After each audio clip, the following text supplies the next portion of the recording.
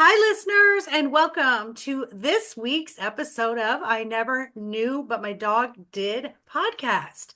I am Maureen Scanlon. I am a master life coach, and I specialize in helping you recognize and elevate your self worth and self confidence to live the life that you desire. That being said, I do this podcast because I want to pay it forward. And I believe that connection is the key to humanity.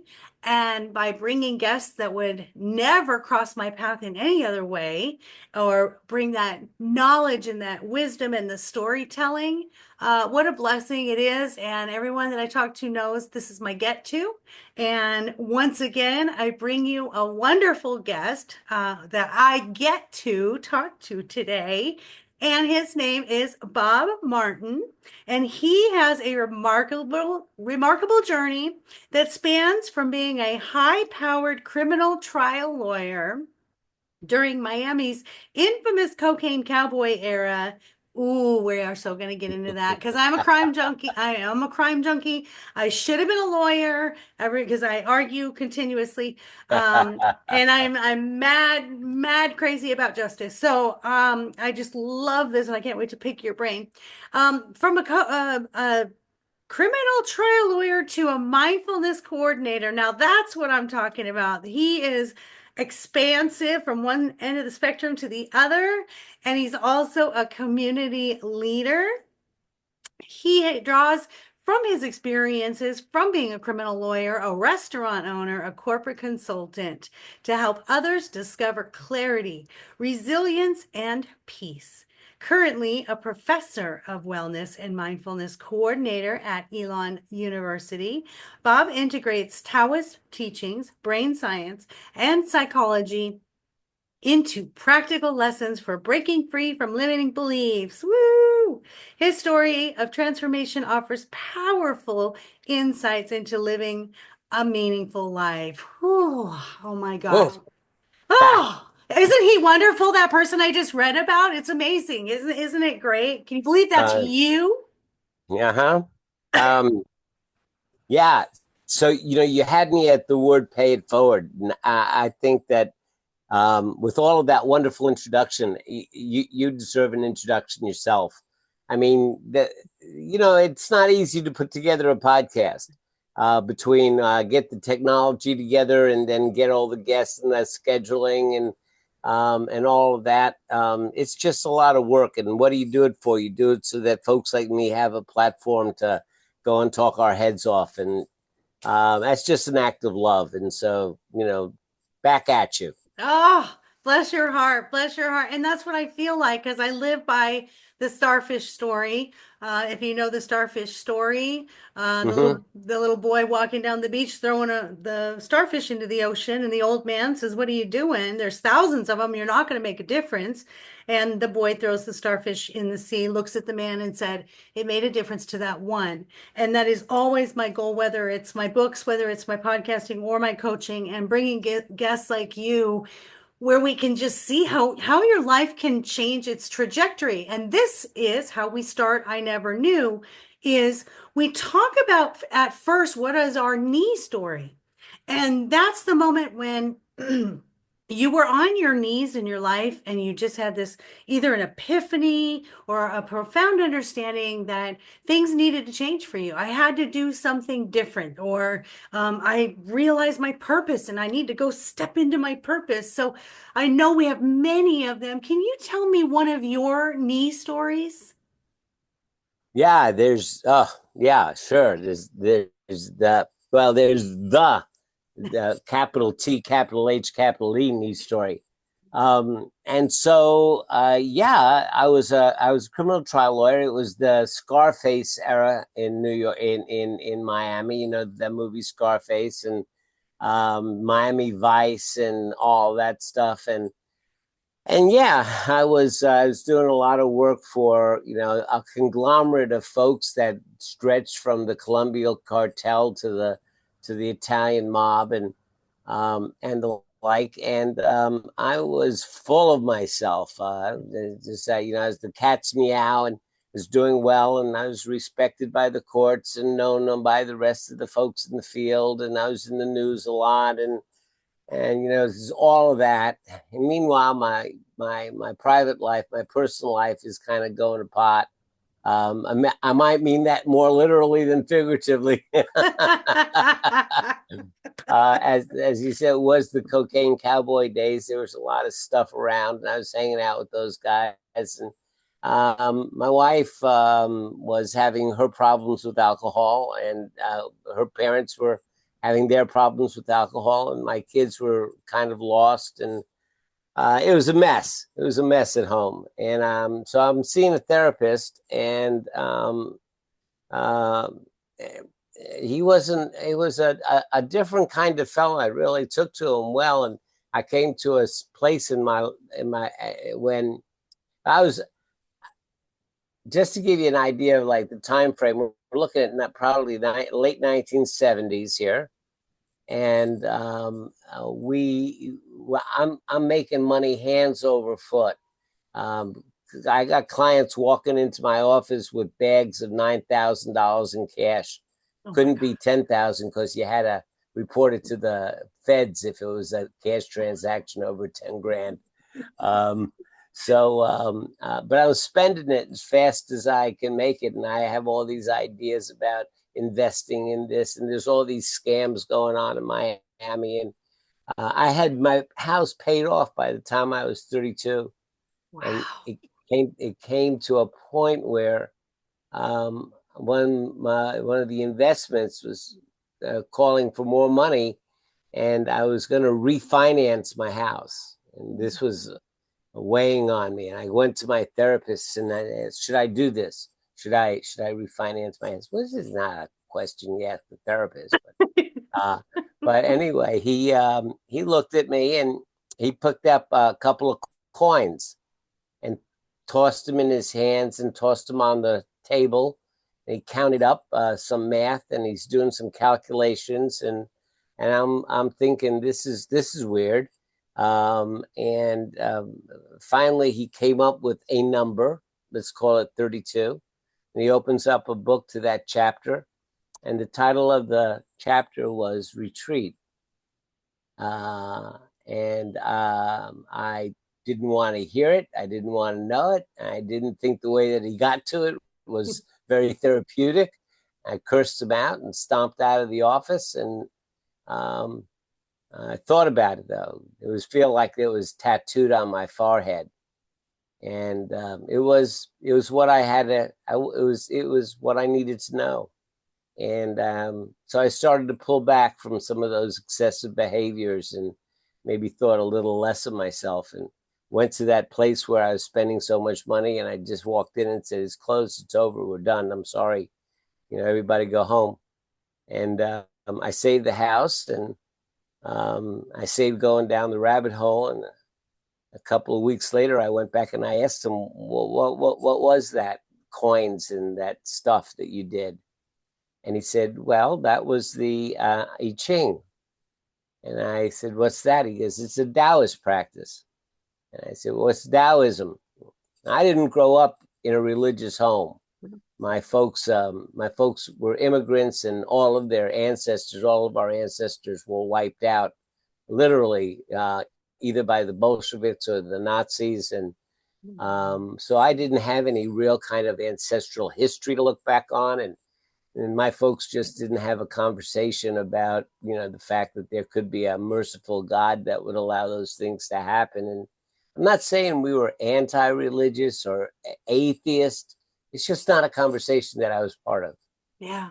And all of a sudden, I'm introduced to this system. Now, if you know anything about Taoism, it's not God-based. It's more of an operating system of going with the natural flow of life. And we once asked Master Nee, I should tell you, my therapist turned out that he was the English language editor and disciple and student and one of the top students of a 72nd generation. And let's hold back and think of that a second. 72 generations of wisdom passing down from father to son, Mm. 1,400 years Oh my gosh. of at the Shaolin Temple. And if any of you's old enough to remember the TV show Kung Fu, that he came from the Shaolin Temple. So that's the place. That's what we're talking about. And he was a master watching me, and we met him. And the moment I met him, that was the knee moment. That's when I fell to my knees and I said, I just want to know what you know, Oh. because he was that kind of, he just had that kind of energy about him. Um, and so And it I really studied. makes you like, it's like and this might be a terrible example, but it's like when you lose everything, or in a fire, or someone steals everything you own. I just had a guest who got everything she owned stolen in a U-Haul van. And then you sort of reevaluate your life. And it sounds like when you went to that therapist, although resistant, at first, it eventually was, and I think life is fun that way. We resist it because we think we know what we want, when really there's other factors and forces in play. And I'm with Mm-hmm. you on that. I was not raised in a religious home. My mother was raised Catholic. My father is an atheist. And what was cool about that is they didn't give us anything so we could make up our minds. Uh-huh. And so we all did it kind of differently. I started in the Christianity, and then I progressed to spirituality when I saw sort of bigger pictures with my knee moments. So I love that you're giving us that knee moment from you, where it's like, would you have ever thought the lawyer who's, the original Lincoln lawyer, because I'm watching Lincoln Lawyer right now. Oh, the best. You're the original Lincoln lawyer. Yeah, yeah. Um, Big britches. And can you imagine, listeners, I want to just have you picture this. If you watch Lincoln Lawyer on Netflix, he's out there, he is a big wig, people bringing in cash, and then all of a sudden this therapist is like, here, this is like, just stop doing everything you're doing. That's a hard transition. I can see why you were resistant, but the neat thing is for some reason your eyes were open. There are no coincidences, correct? Correct. And so often we are resistant, especially to that which we most need to pay attention to, Ooh, you I know. love that. We are Uh, most resistant to things we need to pay the most attention to. Oh, that is beautifully said. So once you figured out like these Taoist principles, um, how did you decide you're gonna change and go to something different from being the lawyer? Did it just happen overnight, or just what was the it's process? it is a process. I remember my dad. My dad was born in 1898, and when he lived till the mid or late 90s, and I remember some time when he was in his 70s or 80s. I went to him, wide-eyed and starry-eyed, and I said, Dad, what was it like for you? I mean, you were born when there wasn't even indoor plumbing, and you saw a man walk on the moon. What what was that like? What was that transition like? I was all waiting to hear the great story, and all I got from him was, well, it all happened kind of slowly. As progress does, right? But not to you us, know because and, those history books show it like immediately one after the other. But right, I right. love your dad's outlook. Like, he didn't really think about it because it just slowly It happened kind happened. of slowly. One thing led to another, and it was kind of like that. I studied with him, and just like everything else, when you go to the gym, you start with the 5 pound weights, and you don't think you're doing very much.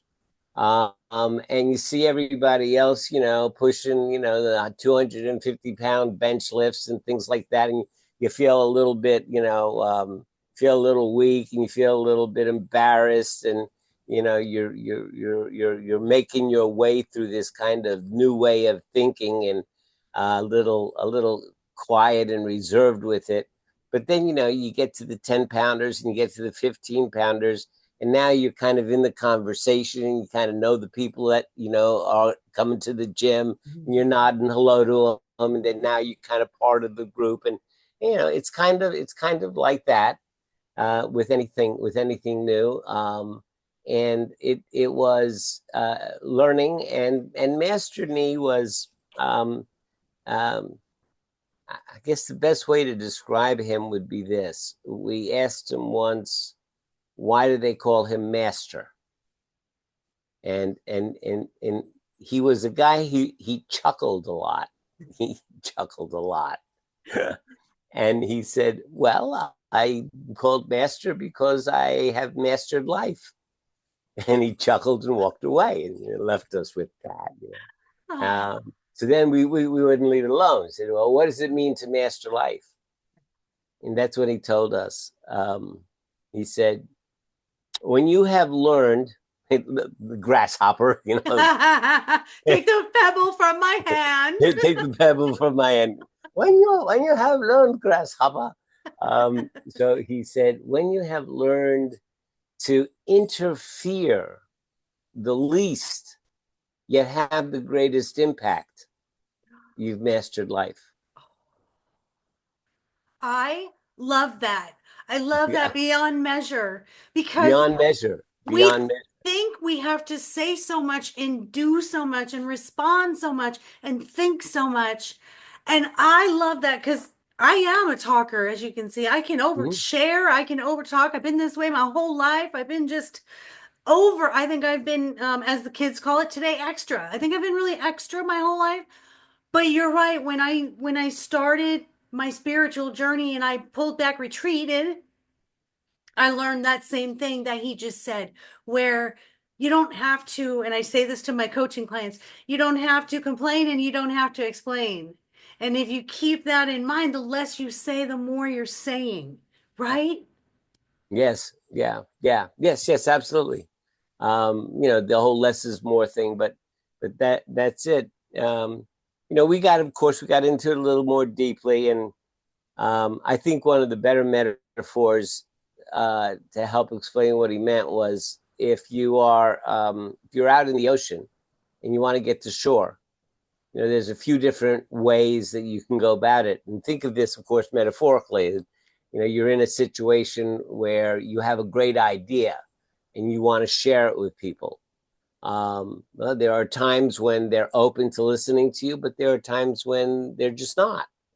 And there's times when it seems like no matter what you do, you're written in gold. You're walking on air. And then there's other times when you feel you're walking in molasses. And what Taoism teaches is that we should become sensitive to the flow, the times that we're in. Like if we're walking in molasses, really don't try to walk too fast, Hmm. because all you're going to do is waste your energy, and you're not going to make any great progress anyway. And as long as you can't walk so fast, then concentrate on what you can do and prepare for when you get to the edge of the molasses and then you're walking on air, then you're all prepared to take advantage of that. Hmm. Or if you're out in the ocean and you want to get into shore, well, you could just say, oh my God, I got to rush and swim, and you panic and drown. You could do that. You could decide, I'm getting into shore no matter what, and just swim as hard as you can in that direction. And you'll probably get to shore, but you'll be exhausted when you get there. Or you can notice that the tide goes in and the tide comes out. And when the tide's going in, you swim like heck. But when the tide's going out, you don't want to be swept back out to sea, but you don't want to waste your energy fighting the tide either. So if you could just hold your position, just use enough energy to hold your position there when things are going against you, and wait until they turn around and they go with you again, and then swim like heck, and then hold and swim like heck. Then what you've done is you've had the least interference and the greatest impact. You've Yeah. used the least amount of energy, and you've taken advantage of the flow around you to support you in what you're doing. You saved and conserved your energy, but yet you have gotten to shore, and you're prepared to be available to do other things too. You haven't Yeah. exhausted yourself. I love So that. so this How does that so this is apply what. to Hmm? relationships? How does that apply to helping other people in the world? How do we apply that principle to solving issues around us? Mm. Um, so my wife is completely type A. Um, she is so type A that we were sitting eating, and I asked her while we were eating. I said, "Do you happen to remember whether we have any sesame seeds?" And she gets up right away to go to the closet and look. And I go, "Whoa, whoa, whoa, whoa! Wait, you don't have to go now. You could wait till you finish eating." And she points to her mouth and mumbles something and goes and finds the sesame seeds and sits down. I said, "What were you mumbling?" She goes, "Well, I was chewing, and I figured that it would take me 15 to 20 seconds to chew, so I could go find the sesame seeds in that time before I needed to take another bite." I mean, come on, give me a break. I'm sorry, I have to interject here. Your wife and I are spirit animals, we are kindred spirits. I'm the same way. I have a little OCD, a little ADHD going. So I'm the same way. We're very meticulous. And when we have a task in our brain, it's very hard to do what you say, which is sit back and wait. That's a struggle for us Yeah. neurodivergent I brains. mean, there's a task on your desk. You got to get it done and off your desk. By the Yes. way, it's not OCD. It's not OCD. Right, right. What's It's it, it, her? it, it it's CDO. Because you got to put it in order. You got to You put the got to put it. letters Yeah, in order. I see. I got it. I got it. I love her, and I love her because it's rational. What she said was completely rational. Like rational, right? it Right. makes sense. And I am the queen of telling people around me, and it drives them crazy. I always say, work smarter, not harder. So your wife and I are one and the same. But to answer your question, that we had a conversation once, and I finally had to just stop her, and I had to ask her, "Hey, hon, look, is it more important to you that you get to say what you want to say the way you want to say it, or is it more important to you that you get me to understand what you're trying to tell me?"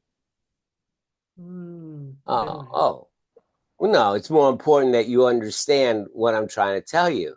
I said, "Well, you're just going to have to find a different way of saying it because I'm just not getting it right now." So she was not operating as a Taoist, right?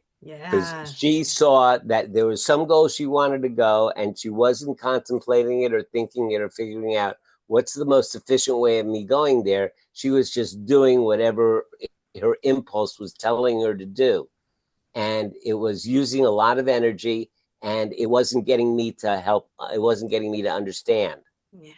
Yeah. So, so so that's how you apply it. If you have a great idea, and you run into your crowd and say, "Oh, I had this great idea," and they're all talking about what they want to do Friday night, well then, shut up. You know what makes me laugh is as a trial lawyer, you're used to telling people that's enough, just yes and no. That's all we need is a yes and no. No, right. And you, what a neat experience that you bring to this, the mindfulness training, um, because being a lawyer and especially trial, my gosh, talk about having to read people. The jury. My gosh, you have to see how, if what you're saying is coming over to the jury, do they look angry? You got to look at body language. And Mhm. so, has that helped you in your now being a professor and teaching this mindfulness, do you think? Oh yeah, yeah, absolutely. Again, we asked Master Nee once, some question, and I said, "How hard is it to get there?" And he chuckled, of course, and he said, "Oh, it's not hard. It's very easy. All that you need to do is become completely aware of all of the energy and forces that are working inside of you, and then become completely aware of all the forces and things that are working inside of the other, Mm. and then become completely aware of all the forces that are acting in the environment around you, and then just simply remove the boundaries between them all so it all becomes one." Sounds And easy. Sounds and simple, right? No. he chuckled and walked away. But in his own way, what he pointed to was this kind of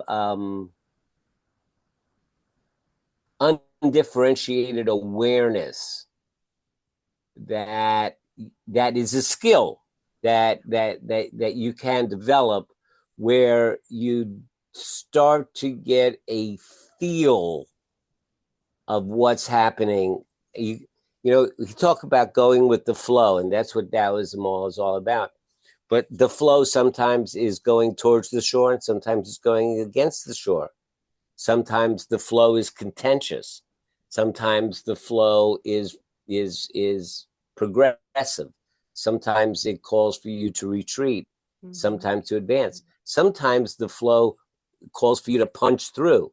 When you've been up, there's that particular situation where you've been trying to do something, and one thing or another has caused you to hesitate, but it's time that you finally just have to punch through and get to the other side. And so in Taoism, we try to look at these different flows and then ask the question, what is the most effective and efficient way to align yourself with the flow, considering the flow? Yeah. Um, so going with the flow sounds, like it's something you want to do, and without question, it's a lot easier to go downstream than it is to go upstream. I was just going to say that you just read my mind. If anyone has ever listened to Abraham Hicks, that's what she talks about is, measure what you're doing. Is that an upstream thing or is that a downstream thing? If it's Right. challenging, you're going upstream and you want to go with the flow. I'm so happy you said that. What I get from your But chuckling, but uh-huh. but you have to be careful that you don't just take your hands off the wheel and go merrily, merrily, merrily. Life is but a dream, Right. because you will run ashore, you'll run up on rocks. The flow still has its ups and downs and its obstacles.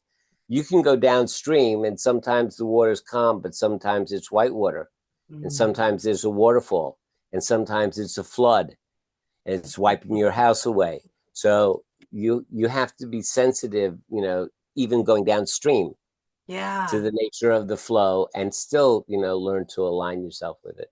In a sense, you're saying you still need to control the things you can control. Obviously, you can't control, the white water and the rocks, but what you can control is your oars. You can control Right. the direction, of where you're flowing. And I love that. And what I get Mhm. from your chuckling master about the energy in me and the energy in the other person, the energy in the environment, it's something that I've taught my children.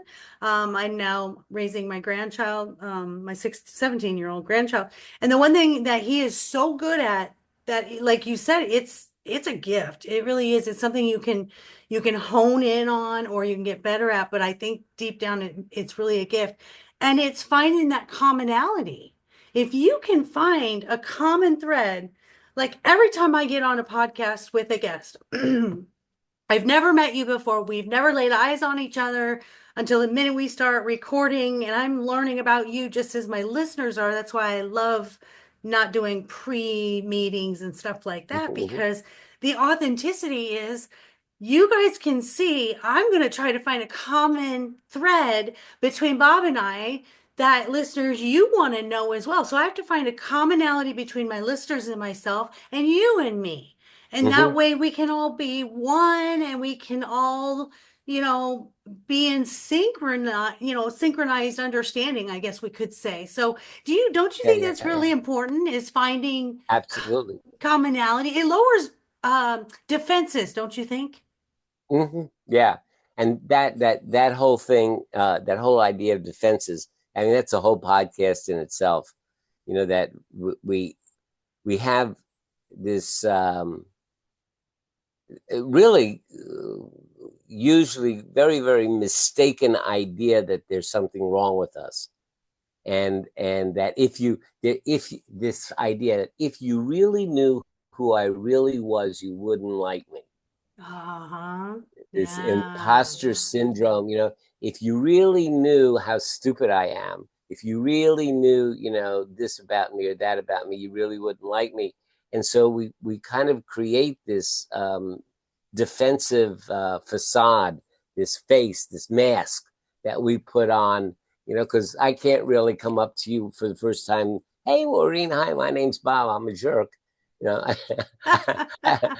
so I have to kind of create a mask. And the funny part about it is that, and this as a life coach because you see this all the time, that based on based on usually a lot of messages we got when we were too young to be able to put them into perspective. You know, maybe we were about to walk out onto the street and our mom came running out of the house screaming at us because she was worried we were going to be hit by a car, and grabs us and pulls us back in. And all we're thinking is, I must be a terrible person that she's treating me this way because I'm not putting it in perspective. I don't have the ability to put it into context. So I'm left with the feeling that I'm no good. Now, there's a lot of things that happen that leave me with a feeling that I am pretty good and I'm lovable. I get pats on the back and but those don't get in my way. Right, Yeah, right. it's the other stuff gets in my way in life. And so I put this mask on, but the funny part about it is the part of me that thinks that I'm not good enough is a mistaken conclusion that I came to under circumstances where I didn't know better. So it's not really true, although I believe it is true. And the Yeah. mask that I created, well, I created it. And so I must have had enough kindness or enough grace or enough, people skills to be able to create the mask because it's working, Oh, you know.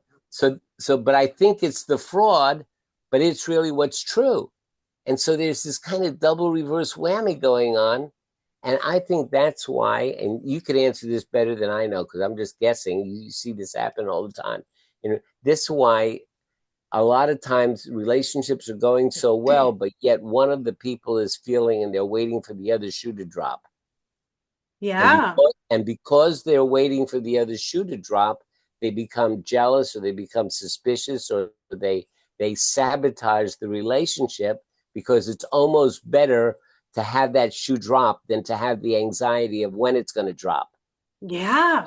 Yeah, And and no, truly. and it, And I go think a ahead. lot of us operate that way. I mean, as we know, narcissism is just that. I have to show you something that I'm not because I don't want you to see my flaws. And that's a Mhm. deep seated, I have so many insecurities that you can't see it. And so I have to make you look worse so you don't see my flaws. But you're absolutely right. When it comes to relationships, I've always said, well, in my book, I write about, I'm a relationship expert, is love is secondary. Truspecti is what I call it. So Hmm. trust, respect, and honesty. You got to Hmm. have truspecti before anything else. If you're in a relationship where you feel you're being false or you have to wear that mask, there's a lack of truspecti. So Right. if you can't be honest, and whether it's a romantic relationship, a friendship, a family member, whatever it is, if you cannot be honest, then we have to look inside and say, what is it about me that I fear them seeing?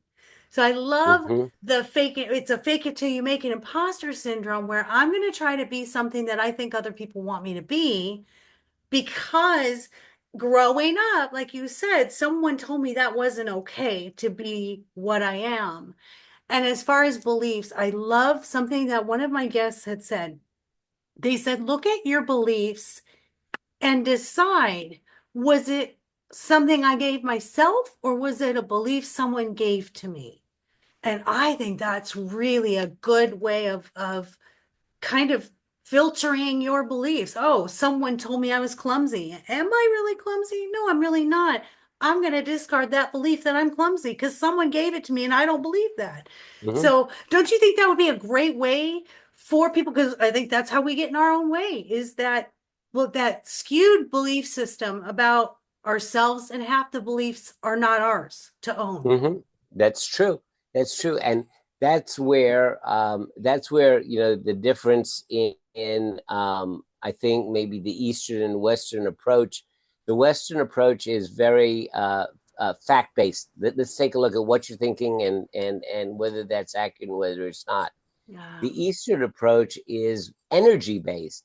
It's saying, well, if that's what you're doing, look at all of the energy that you're wasting to maintain this front. And isn't that tiring? Mm. Isn't that exhausting? Yeah. And, I mean, do we want to live our lives wasting a lot of energy on something that only exhausts us and doesn't provide any benefits to us? And is there a more effective way? Like I often say, when I can get to the point where I can say, I am what I am and I is what I is, and I'm Popeye the Sailor Man. And you get what you see, and with all its flaws and everything else, all of a sudden, I find that there's a certain happiness and a certain kindness, self kindness that comes with that. What was the word you used? Respect, Truspecti.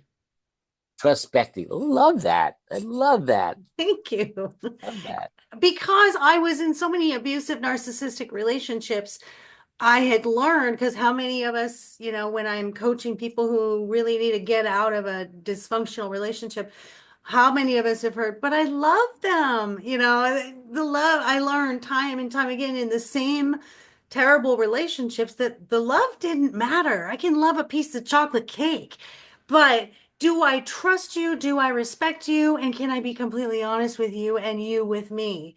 I think that's when I learned growing in my spirituality that love was secondary. Love is great, Secondary. but love is a verb. It is not a thing, a brass ring you shoot for. It's a Mhm. thing Mhm. that you have to show action for, which interestingly enough, I was just talking to one of my clients today. I had a coaching before you, and it just kind of before my coachings, I always kind of ask for guidance, like what do they need today? And I'm also a medium. I'm a spirit guide medium, so I'm able to download messages from ancestors and just your spirit team, your guardians and protectors.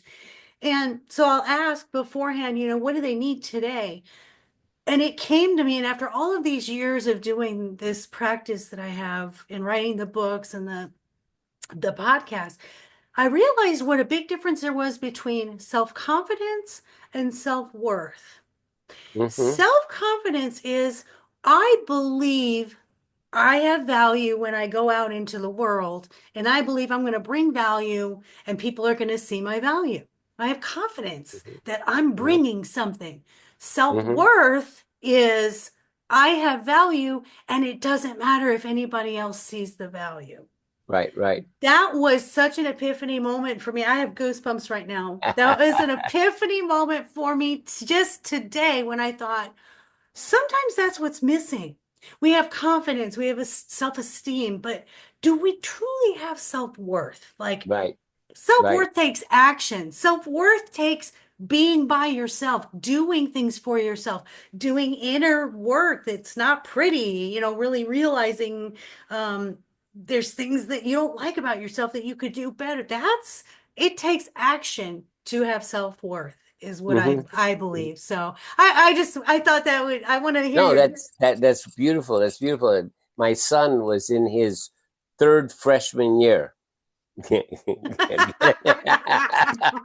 And he heard about this 5 year Bachelor of Social Work, Master of Social Work program. So it saves a year, so you don't have to do 6 years. It's a 5 year program, and he heard about it and he wanted to check it out. And I guess he just came to that place in life now after, 3 freshman years where he had matured enough. Anyway, went in and we went and visited this school, and I was hanging around outside, and he went in to see the dean, and he came out, and I'll never forget the moment. He looked around at it was a small campus. He just looked around, and it was this. He stood up a couple of inches taller, and he said, I can do this. I can do this. And now he's a licensed clinical social worker. And, and he never stopped. He I never stopped. I love that. And it's funny then how you like saw that and you're like, I really like those things that you're doing, which I want to ask you. Okay, Professor Martin, I come into your class and tell me what I'm going to learn in your class that you want to make sure by the time the year is over, I'm going to apply that to my life to change my life, my outlook, and my beliefs. Okay. So the biggest single thing is that for the most part, we spend a lot of our time lost in a fog of rumination and projection. Thinking about all the stuff we've done and could have done and what I had to do yesterday, and did I leave the stove on, and did I remember to do this, and or when I get home I've got to do this, and I've got this list, and I've got a deadline coming up, and I got to make sure that blah blah. So and our mind babbles and babbles on, and I teach meditation. I mean, and finally I've gotten my school, Elon, there's a whole new initiative that's beginning in schools and starting to spread. And fortunately, what my school is one of the front runners in it. It's called HEU, or Health Education Universities, and it is an initiative inside of other universities that deals with wellness, financial wellness, physical wellness, mental wellness, and the like, and tries to bring students out of college not with just more book knowledge, but with an idea of just personal wellness.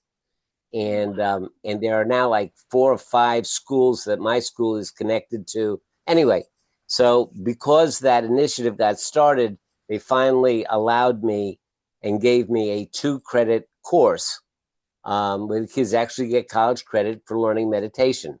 And it's not, I don't have to disguise it as mindful leadership or anything else. It's just a meditation course. If you take this course, I'm going to teach you how to meditate. But it is. And the first thing that is the first lesson is, it's not what you think. Most people, whenever I say I teach meditation, the standard response is, oh, meditation, I really need that. That's something that I really need, but I can never do it because I tried to do it a couple of times and I sat down and my mind went crazy and I had all these thoughts and I can't quiet my mind. I can't quiet my mind. I can't, so I can't do it. And I would love to metaphorically grab them and kind of shake them and say, no, it's not about quieting your mind. What you're thinking of is, you're thinking of relaxing. That's what you're thinking of. that I want to be able to sit back with a nice piece of music, and watch the birds feed at the feeder and hear the rustle of the leaves and just relax. That is vital, and it's important, and there's all kinds of things that happen in your brain, and brain science tells us it's vital and all this other stuff, but it's not meditation.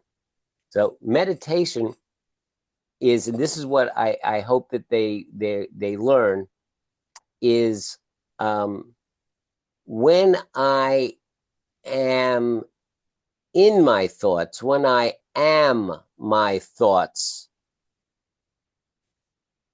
I don't have everything is happening automatically. So something happens, and I have a particular thought pops up in my head as a result of it. I go out and a kid walks out of the convenience store, and he's got his pants halfway down his butt, and his underwear is showing, right? And I go, well, this kid's got no respect for society. I might have that thought, and and that's my truth. That is my truth at the moment. That's what I believe to be true, and I am that thought. I'm in that thought. There's no separation between me and that thought. I am the thought. And then I am the next thought, and I'm the next thought, and I'm the next thought, and I'm living in my thoughts. Yeah. And when we meditate, the first couple of weeks, it is a job of kind of getting a pry bar in there and separating the idea of, even like, how often do we say in language, oh, I had a thought, or I had an idea, right? Yeah. So I would ask, well, then who is the I that had the idea? Because when you said I had a thought, you're admitting that you're not the thought. Right? I had a thought. I had a thought. That doesn't mean I am the thought. So I had a thought. So then who is the I that is having the thought? Well, the I that's having the thought is so much greater than the thought, because the thought is restricted down to the guy whose pants is halfway down his butt and my reaction to it. And that's all that I am at that moment. That's it. That's all that I am. And if I can begin to separate out and realize that's just a thought that I'm having, now I admit to the idea that I am the creator of my thoughts. So I have somehow stepped back from it, and I've taken on to a role which is like an observer of my thoughts. Now, we all do this, but we don't do it intentionally. Like a lot of times you're having a conversation, and in the middle of the conversation, you've got a thought saying, this is going really well, or I'm not saying this really well, or gee, there I go again, off on and you're commenting on your own conversation, even as you're having the conversation. So there's nothing weird. There's nothing weird about that. The only difference between that and meditation is when we are meditating, we are intentionally noticing the commentary that we're having on our thoughts. On intention. We're taking note, because when we do it automatically, it's just another thing that we're in. We're just in our thoughts, and the thoughts just happening. But when I start to notice the commentary on my thoughts and separate the commentary on my thoughts from my thoughts, I start to get connected to another ego state, that ego state of being the observer of my thoughts. Now, you talk about your spirituality. If I teach meditation in a spiritual setting like a church or that kind of setting, I will go so far as to say that maybe we're reconnecting with our soul. Now, if I'm in a secular situation like I am in class, I talk about the observer or our subconscious or our authentic self or any one of these other, kind of psychological terminologies. If you want to ask me what I really believe, I honestly really believe, I believe that when we do that and we step into that other ego state, we are reconnecting with our soul. And my reason I believe that is because I've gone to a lot of retreats, silent retreats for a weekend and different retreats. And when you go to a retreat, invariably you're just surrounded by kind and good people. And that tells me that that observer, that other ego state, that soul that we start to connect with when we watch ourselves, um, is good. It is our authentic selves. It is what we are before the conditioning of the world gives us all kinds of different ideas of who we are. Ooh, I love that. And we are reconnecting back with that innate intelligence, that innate goodness that we are. And you know another metaphor that I like to use is that, going back to the being on the river, right? So let's say that there's this flow of consciousness that goes through our mind, and we're there's logs and there's leaves. Those are all the individual thoughts. And if you think about it, your thoughts don't last for more than 10 or 12 seconds. They really don't. They come from somewhere and they're in your face for a few seconds, and then they go somewhere, and then they're replaced by another one. And you can't hold them, you can't sell them, you can't trade them. They're just these little electronic pulses that float through your brain, you know, and they control your life. And how silly is that? That's like when you start to realize that I'm being controlled by these things that don't even really exist. It almost is a cause to giggle, like Master Nee giggled all the time. And So that's the answer to the question. If they can come away understanding that they are not their thoughts, that they are the creator of their thoughts, and that makes them and gives them access to freedom. I love that so much. You are so correct. I have heard we take in or use, 100,000 pieces of information and thoughts that are going on every single day. And that's a Mm-hmm. lot. And we Mm-hmm. wonder why mental health is the way it is in this country. So I love that. I want to wrap it up on that note because it's fantastic. But what I want to do is I want to share you with all of the listeners and where they can find you and what do you have going on? Are you going to write a book? Have you written a book? What you got going Mm-hmm. on? Well, I've written two books. I've written a novel, and I've written a book. My wife, with all of my Eastern upbringing, I wound up marrying a Southern Baptist Bible literalist, um, and she is a bodhisattva. She's a saint, and we share our values.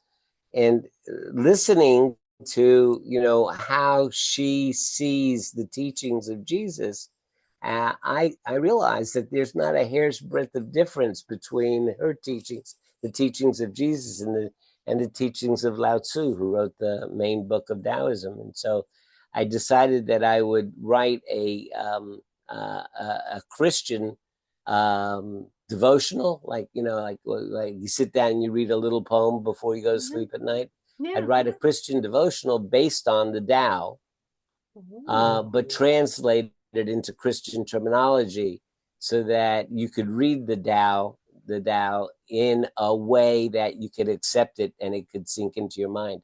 And Wow,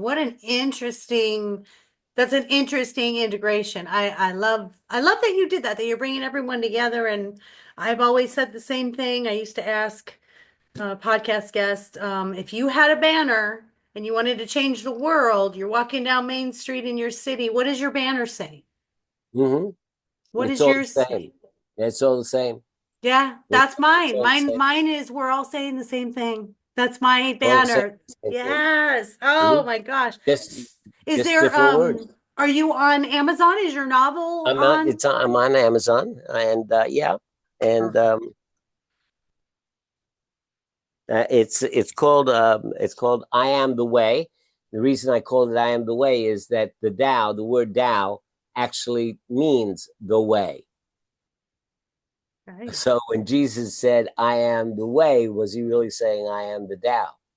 Ooh, see Boom. that? Ooh. Do You you got do you write under your real name or a pen name? I under R.H. Martin or Bob Martin, and then the other one's a novel where it's a thought experiment of what would happen if God, and I don't know if God thinks in English or whether he thinks like us. I'm not getting it, but for the purposes of the book, I'm saying God's sitting up there wherever he's sitting. He's looking down. He's going, not really what I intended for you guys. And so he decides it's time to send us a message, and he starts putting messages in the little ticker at the bottom of our TV screens. Ooh. And things like I've created a paradise, don't blow it. And or I, you're all my children, or your actions have consequences, or things.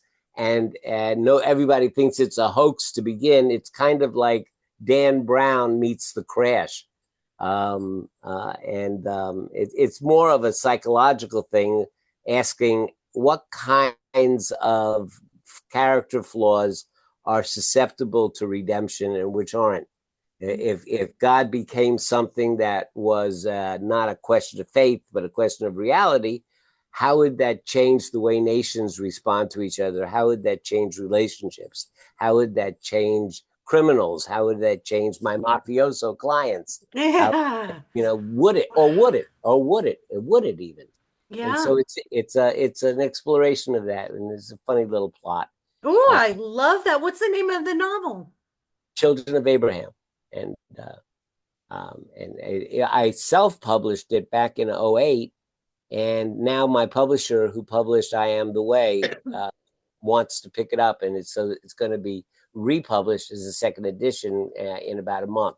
It's going to be released. Fantastic. I love that. It's such I am always intrigued about the deeper questions. So that like really speaks to me because there's so much we don't know. And I think it's only because by accident having this ability to communicate on the other side of the veil and bring messages to people that even me, I'm like, well, I don't know where that came from. I'm just telling you, someone gave it to me. And they'd be like, there's no way you could know that, Maureen. You just met me today. And I'm like, I Mm-hmm. know that because I've experienced that. But if you haven't, it's hard to believe stuff like that. It's hard to believe there's so much more than just what we see as humans. It's a tough thing to expand our minds, and Mm-hmm. yet we could. So Mm-hmm. I thank you so much for being here. And because everything is always so heavy on this podcast, I like to leave us with something a little more fun and lighter so our listeners, don't feel like they have to go, unplug now. So this is a new one. I do these little segments, and this one I just came up with, and I started it on my last one. Then you'll be my second one. This segment is called Settle Down Now. And Okay. I want to know something I want to know something you do that's fidgety, like being a pen clicker or tapping your foot. What's something that you do that's fidgety? Um, I write. Every morning I get up and I write, and a lot of times the writing is fidgety because it's just flow of consciousness. And I tell you, you sit down and you write out a bunch of craziness, that takes all the fidget out of you. But I don't know that this is fidgety, but I do have a morning routine, and it makes a huge difference in my life. I get up. I got some gym buddies. I meet them at the gym at 6 in the morning, but I get up at 4 o'clock in the morning. And the way that I teach meditation, there's an app that is proprietary that I have in my kids practice, and they write a log in the app. And every morning, every single morning when I have a class, all of those logs come to my dashboard, and I answer them every day. Now you're a life coach, and so you meet with your clients once a week. But Yeah. if you imagine that if you gave them a something to practice during the week, and every day they had a mechanism for telling you how that practice went, and you had a mechanism for sending them back a sentence or two every single day, imagine how much more progress they could make with that constant dialogue going on. And I've got that. They developed it at Duke University. So Well, it's no wonder you needed a nap. I mean, my God, yeah, I'd be exhausted. I yeah, would be exhausted. I'm exhausted after I do a podcast or after I coach because I just throw my yeah. energy into it that when I'm down True. done, I'm like, ooh, I gotta go Woo! outside. Right, Nature is my meditation where it's just I just listen to the birds. I just get to decompress. So I love that. I think that is kind of fidgety and not just fidgety, right. but madness. But thank you. Minus, but what I do is I take my dogs out to the elementary school nearby, and when the sun is coming up, and I always ask myself this question, because I'm 75 years old, and I got a lot fewer days in front of me than I have behind me. So days are kind of important to me. I always ask myself this question, Bob, you're going to trade a day of your life. You're going to trade a day of your life for today. What are you going to leave in it? That's What it. are you going to leave in it? There's the golden nugget. That's it. That's it right there. Did I get your email address for people to reach out to you or You can have that. That's certainly, they can go to my website, which is the easiest. perfect? There's a contact sheet, and there's also a couple of free ebooks that answer a lot of these questions that I've written down that they can download, and they're free and no obligation. And Nice. it's all at awiseandhappylife.com. Is it spelled out A-N-D, happy? Uh-huh. And yeah, AWISEANDHAPPY life. Awiseandhappylife.com. Good And Lord, I feel bad for you because I know you have to give that an awful lot, and that's a long one. That's a whoo. As I say, work smarter, not harder. No, I'm kidding. I'm right, right, kidding. right, No, right. that's fantastic. Thank you for being here, honey. You're just amazing, and I love to see people that do these transitions in life. You never have to be stuck in the sameness of what you think the world expects of you or what what's familiar. I love risk takers, I love pioneers, and I love trailblazers who say, I don't have to do that forever. I get to try something new. And I think that, Mhm. like you said, I'm trading a day of my life. What am I going to do with today? Let's try something new today, listeners. I love you all for being here. I hope you enjoyed Bob as much as I did. Professor Martin is just, I could sit with him and have coffee for hours, like have these deep philosophical thoughts and questions. And what do you think about that? I love, love, love learning. So if nothing else, listeners, learn. Be open-minded and be a sponge to what's around you. You don't have to stay stagnant in your little box because the whole point of life is to continue to grow. So with that said, I love you all and we are growing. Our community is getting much, much bigger and I really appreciate that. I do have a Facebook group. I never mentioned this on the podcast, but I'm going to mention it. I have a Facebook group called Mindfulness and Positivity Seekers, and I would love for you all to come and join the Facebook group. And I love people to interact on it. There's lots of I just put positive stuff on there. If you go on social media and see negativity, at least you can go to my group and you can see something positive. Say it again, mindfulness and Positivity Seekers. And that's a mouthful too. So I yeah, shouldn't be yeah, yeah, talking, yeah, right? right. All righty. Well, if you guys know where to find me, don't forget my books. My dog is more enlightened than I am.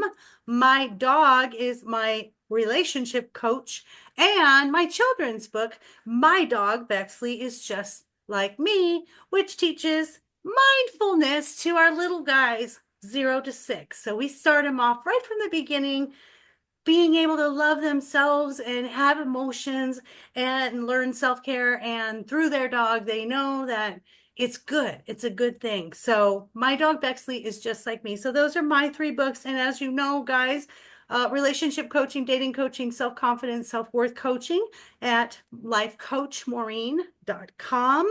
And last but not least, my boutique. For those in the Austin, Texas area, we are going to be in Round Rock this weekend, doing a pop-up shop for our doggy boutique, where I make healthy treats for your puppies, as well as apparel and just a bunch of fun stuff, collars, and just neat stuff for your babies. So online, mydoggiseverything.net. You can order anything and I'll get that shipped out to you. So with that being said, thank you all for being here. Please take care of yourselves. Please take care of one another. And most of all, take care of those furry babies for me. And let's be sure that we adopt and do not shop. There's forever babies waiting for a home, and they need you and they will love you. It'll be the best thing you ever do, with that That's unconditional absolutely love. true. Love my dogs. Yes, yes. That's, of course you do, because you're here with me. Of course, a dog Yeah, lover yeah. comes. You know what I always tell people about dogs? I say, if you want to know, if you want to know why people love dogs, put put put your wife and a dog in the trunk of your car and drive around for 5 hours, and then open up the trunk and see which one kisses you. See which one's happy to see you. That's exactly. That's how I wrote the book, is like just the difference between how dogs are so unconditional and light and happy, and children and animals are closest to God, and they're just innate love. They're just pureness. And I just love that. So, all right, listeners, until next week, don't forget to send me comments, leave those reviews. We are all 5 stars on Apple. We are in the top 3% globally of all podcasts, which I'm super proud of, because it's just little old me doing all this fun technology. So I love you all. Until next week, take care. Mwah. Mwah. There we go.